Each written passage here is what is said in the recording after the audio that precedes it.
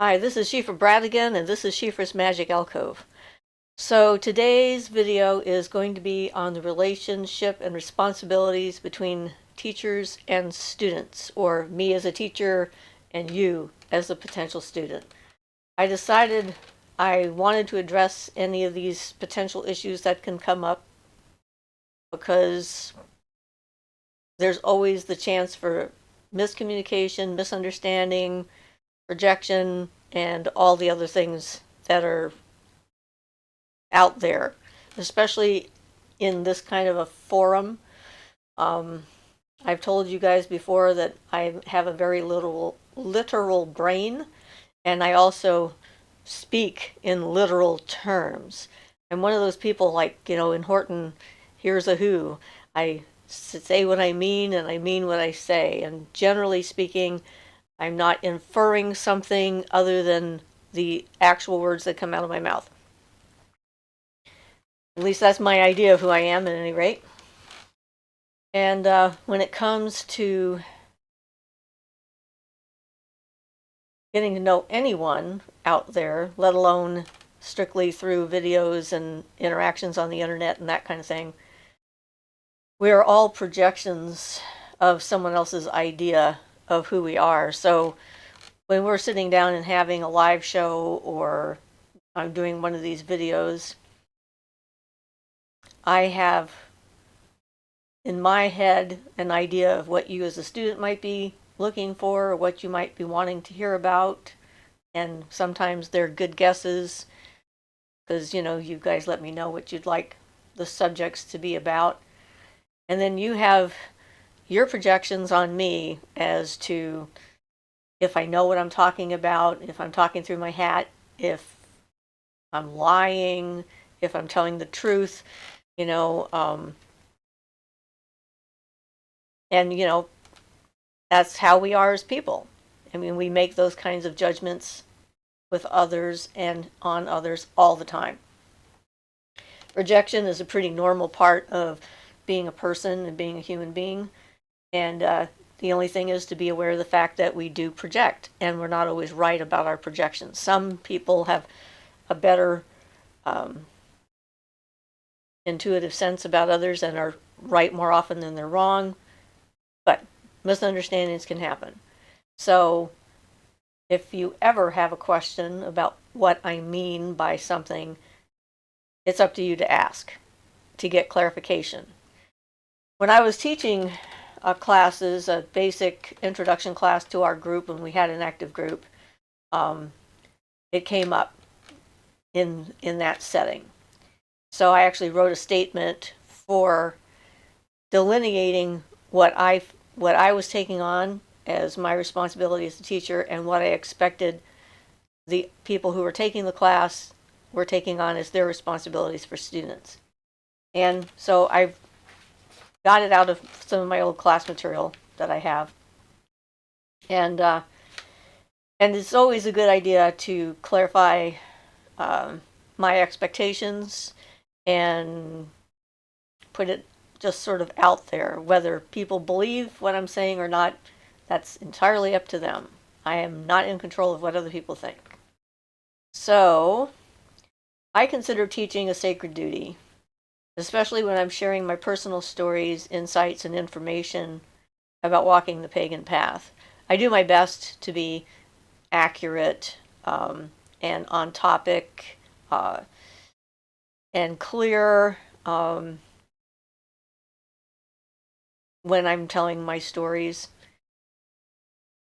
And as far as my memory is concerned, they're all exactly as they happened, although I know that sometimes I might have forgotten some details, or in our family we have a tendency to embellish a few things here and there. Mostly I tend not to embellish if I can help it. So I'm just sharing my actual world experience with magic, spirits, beings, whatever, life experiences that I've had and what I've learned from them. So as a teacher, it is my responsibility to state what I understand to be the truth as clearly as possible, to provide accurate and complete information to the best of my ability, to warn you about the potential consequences of using the information incorrectly, and to answer any questions that you as a student might have. And I consider that the extent of my responsibility. I'm not responsible for how you as a student choose to use the information when you're on your own. When we had a class, people worried about us monitoring them magically, and there was a reason for that, actually, because a class I took from a pagan priestess, Wiccan, on the coast here, that was her philosophy, was that if she taught me anything about magic at all, regardless of the many years of experience that I already had before I took her class, then anything I did with that information from that moment on was now her karmic responsibility. And I disagree. I do not take on that responsibility. Because I don't take on that responsibility, I don't feel it's necessary to try and monitor what everybody is doing, and especially in this kind of a environment, and it would be ridiculous to even try, but people in their imagination sometimes run away with them. So no, I do not. I don't monitor people on the astral or mental plane for the rest of my and or their lives to make sure that people are using the information in what I would consider an appropriate manner and consistent with my personal code of ethics. So if you learn something from me and then you do something that might be considered not okay by somebody else or even by me, and there's consequences for it, they're all yours. I don't accept any of the energy back from that. I can only do my best. And, that's true of anything and everything in the universe, as far as I can tell. I do believe that you each have your own independent free will, and that I am not and should not be the arbiter of your fate or karma.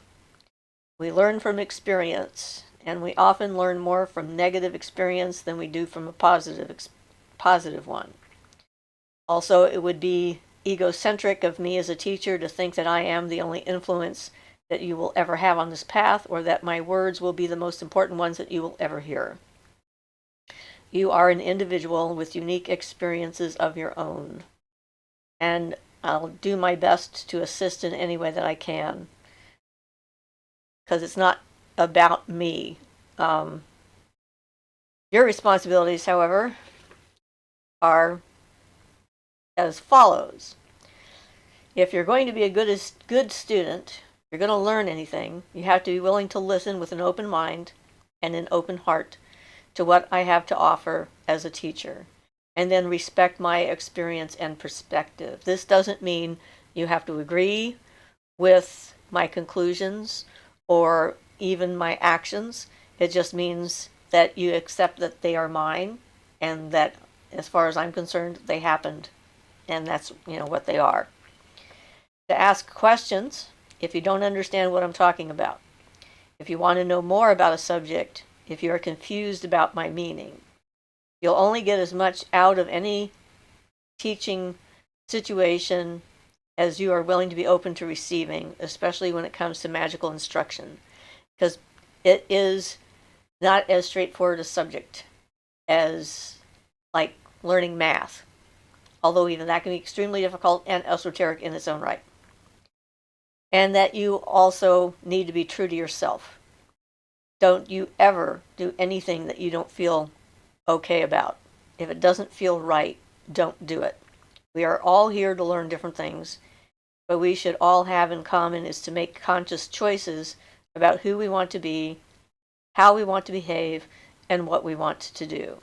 The whole point of this entire exercise of being alive is, in my opinion, becoming conscious creator of your own environment, making and learning how to make your own choices, not just going along with whatever the forces are that are around you, that you were born into, to be curious, to ask questions, to evaluate, to self-evaluate, to look at yourself, to, figure these things out. So,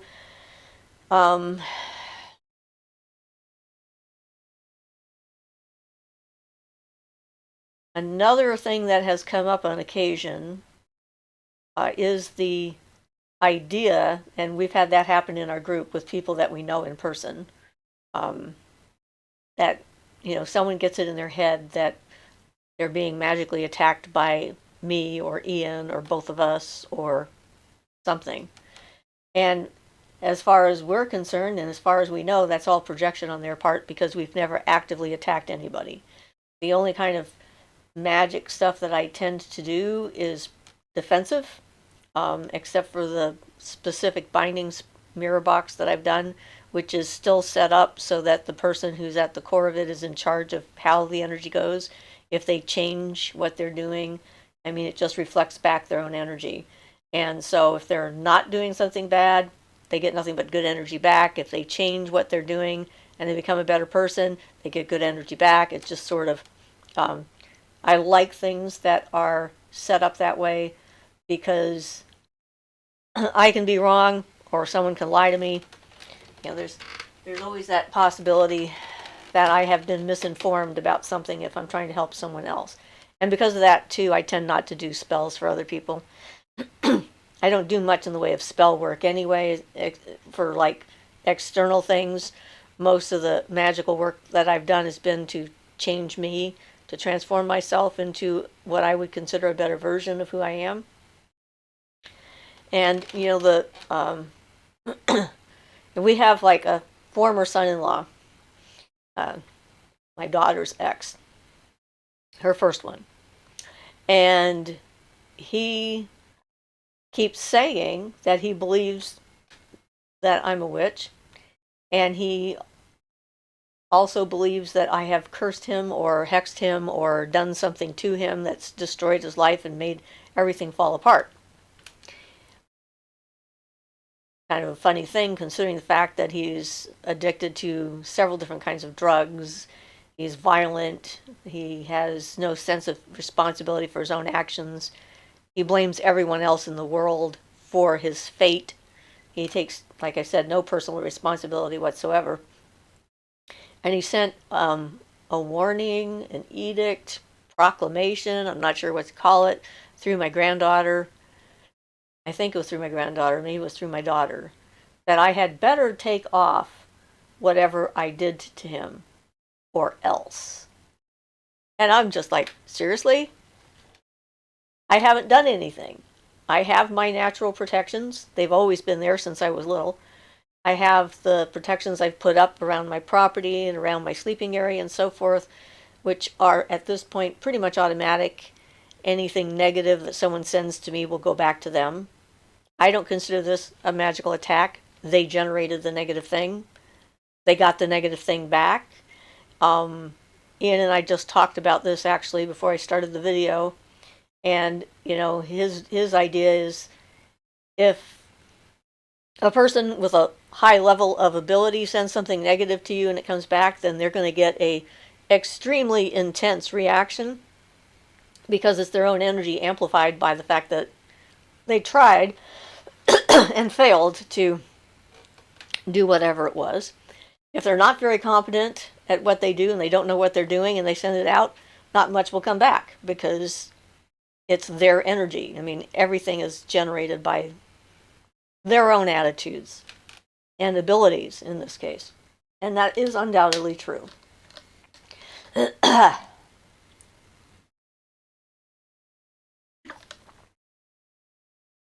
There is that, to dare, to will, to keep silent kind of statement that's out there. And a lot of people interpret the to keep silent part as meaning to keep private and secret knowledge and information that you've learned about magic. And definitely there are groups where people take an oaths to not reveal certain specific things, but in general, magic is magic regardless of culture, religion, or whatever. It's like system that you're working with. The principles are the same. It's the energetic principles of the universe and how it is put together and how it moves through itself. And because of that, a lot of people are reluctant to share what they've learned because they feel like this is some kind of a rule that you have to keep silent about what you know. Because if you tell someone a great secret and they're not ready to hear it, then they're going to go out and harm someone, harm themselves, and then you will be responsible for their actions. And this is a place where I categorically refuse to accept responsibility for anyone else's actions. And that's that. It's like, I'm not responsible for what anyone does with information. Information is just information. I believe that the phrase to keep silent is more about learning how to be silent within yourself, to know yourself, to know who you are, so that you can hear. You cannot hear others if you're not silent. You can't hear yourself if you're not silent. So I think that there's a misinterpretation, or I interpret it different than everyone else. I don't know. But this is about me at the moment and what I think and how I feel about the universe and what my expectations are and what you can expect from me. So there you go. There's that. So I don't believe that sharing secret information is damaging to the world in any way, shape, or form. There is a process whereby people build up energy with a process that they don't share with other people in order to keep other people from thinking about it, and there can be an argument made for that. That's a reason to keep like a chant secret and just for you and your group or whatever. I don't know if that's true, but a lot of people believe it is true, and that is how the nature of magic and reality works. Enough people believe that that's the way things work. If you wholeheartedly believe that that's how things work, then often that is how things work for you, especially when you're working with subtle energies. So, to clarify, I don't hex, I don't curse, I don't run around binding people because they sent me a bad link, or I don't have time and energy for that. I generally figure people are more than capable of messing up their own lives without any assistance from me whatsoever. And if that's what they want to do with their lives, then that's their choice. The universe is always trying to communicate with us. And I don't want to get bogged down in trying to explain how that works to the point where I block the ability to hear the universe. Not sure if I said that right. So that one's kind of like a... But if you're going to be an individual and an independent individual, a unique individual, you have to be free to make your own choices, your own decisions, and your own mistakes. Otherwise, you can't learn. And so, I've always depended on the universe's feedback. And my open line of communication with my version of the universe sort of, pushes me in one direction or another. And then I can choose to go that way or not. It's still up to me. But if lessons are to be learned, then if mistakes need to be made, I have to be free to make them, to learn them. Hopefully I've done that already, and I don't need to do that anymore, which would be nice. But hey, I make plenty of little mistakes all the time in how I say something. And, our community, our channel community has continued to broaden. We have people now from every continent. I just got a new person who introduced themselves from Singapore. So we have, people from Greece and from Spain and from Mexico and from Australia and from Canada and from France and from Germany and England and, South Africa and just all over the globe. And we're all coming from a different kind of cultural experience, different religions, different philosophies, different spiritual paths, different challenges that we've had to overcome to get to this point to even ask the questions. And so the potential for miscommunication, even in short bursts, is quite probable because we're coming from all these different places, from these different perspectives of things. And so it's more incumbent upon us than ever to be willing to ask the clarifying questions. There's a big difference between somebody saying, can you give me more information about that, or what did you mean by that word exactly, then what kind of a jerk are you to say that to somebody? One shuts everybody down, the other one allows for an explanation and more information to flow. And so, the style of communication that I'm in favor of course, is the one where people ask more questions and ask for clarification. So some of the things to know about me, I'm not taking on apprentices. I'm not looking for people to come to my house and to study with me. I had one person who decided that's really what they wanted to do, and I thought, okay, let's see what happens. And then it didn't seem right. The universe was kind of saying, this isn't really set up well. And I told this individual, don't come right now. We've got all this other stuff going on. And they completely ignored what I said and came anyway. And then they left and completely freaked out and then blocked all communication.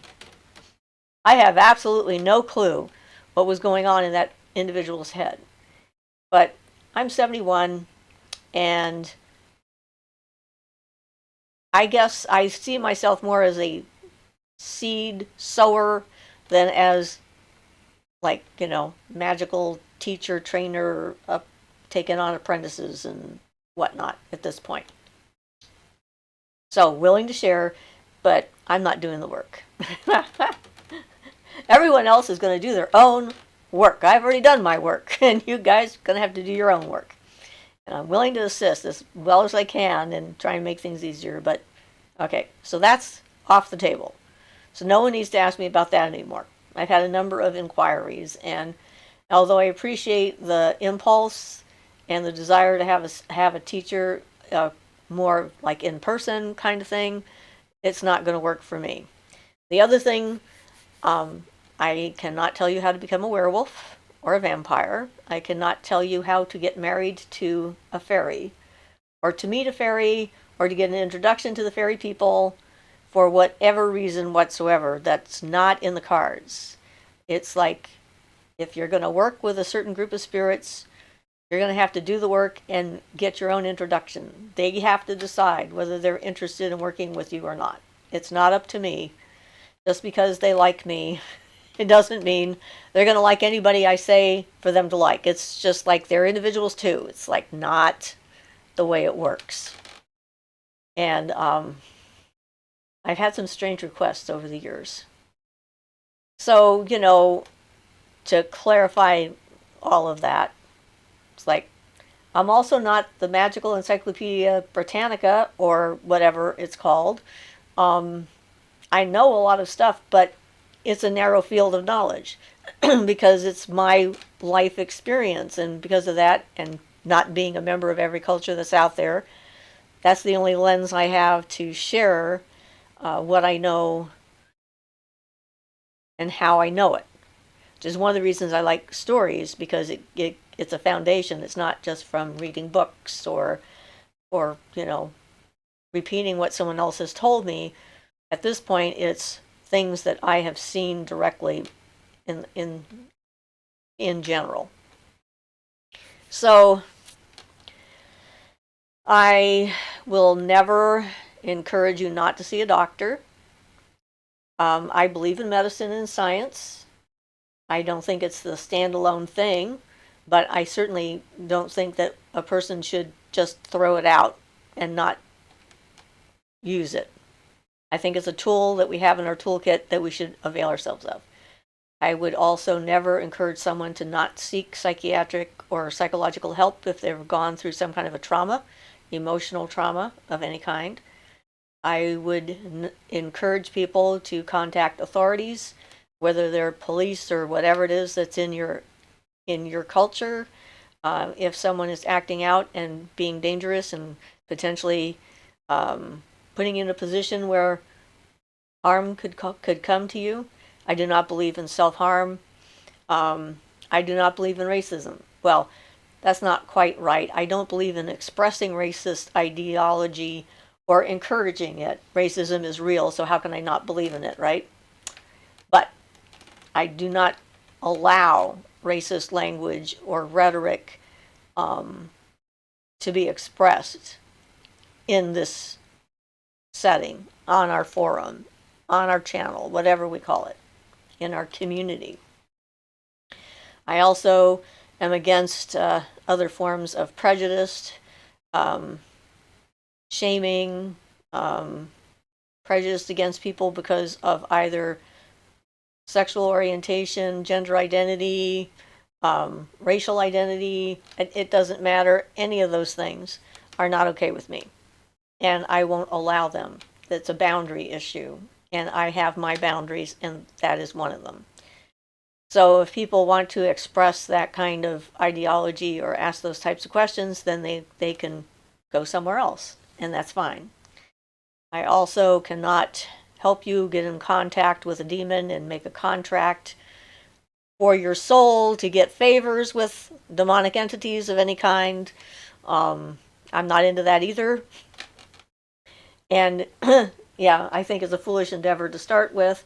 And I think that there are some people out there that just keep saying the same thing over and over. I keep seeing them on different pagan groups on Facebook and everywhere else, asking exactly the same question as we had on our last live show, where that gentleman came on and wanted to know why his invocation to invoke a demon didn't work.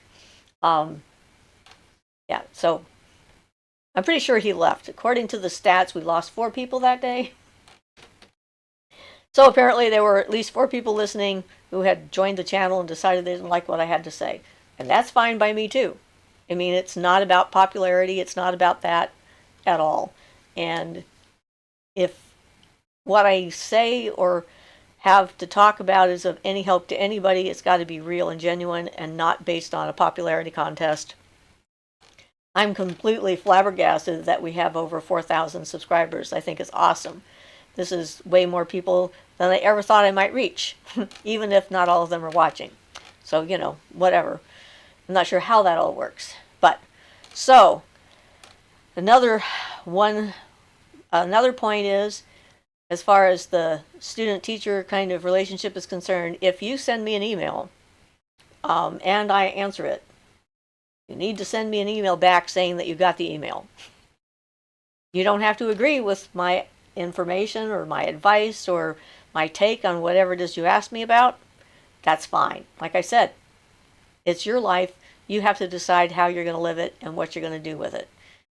But if I spend like an hour and a half trying to think of exactly what to say and how to say it to the best of my ability, at the least, you should appreciate my effort. And you can just say that. I really appreciate you taking the time to answer my question. And you don't have to say anything else, and that's fine. Because I'm going to be less likely to continue a conversation or relationship with somebody who isn't being at least polite, acknowledging the existence of the effort, whatever. I don't know. But again, that's just me. So, trying to think if there's any other things like that. I mean, when it comes down to it, in the end, you're the only one who can learn how to do this stuff for yourself. You can have it explained in 30 different ways or 1,000 different ways, but if you're not putting in the work and doing the effort to try and understand it and experience it, because a lot of times it's a type of experience that we're unfamiliar with because it's not a common sort of experience to have, then you're not going to figure out how it works. And the language that we have to deal with is one of approximation, which is really annoying for someone who's literal like me. If there were literal ways to talk about this that were better, I would learn them because it would make my life easier, maybe. I don't know. But anyway. So, I know I'm not perfect. I know I make mistakes. I expect you to be responsible for your own actions. I don't accept your karma. That's yours to figure out, and mine is mine. You're not responsible for it either. We can help each other out. We can hold each other up. We can raise one another, or we can bring each other down. I'm for the former, not the latter. I will do my best at all times to acknowledge and appreciate your individuality and your level of experience. I try not to judge people by their experience level because we all start somewhere. Every one of us has to start from zero at some point in some life. I'm fine with people making mistakes so long as they're okay with admitting them when they make them and moving on. That's not a problem.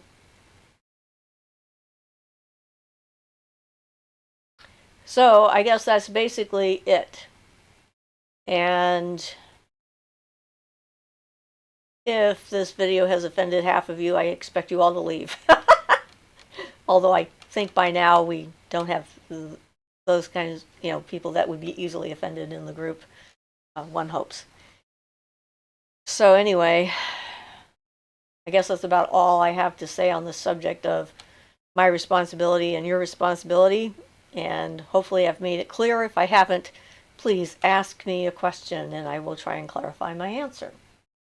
So, until I see you on Sunday on our live show, blessed be. Have a good rest of your week. This is Siofra's Magic Alcove, and this has been Siofra Bradigan. Bye-bye.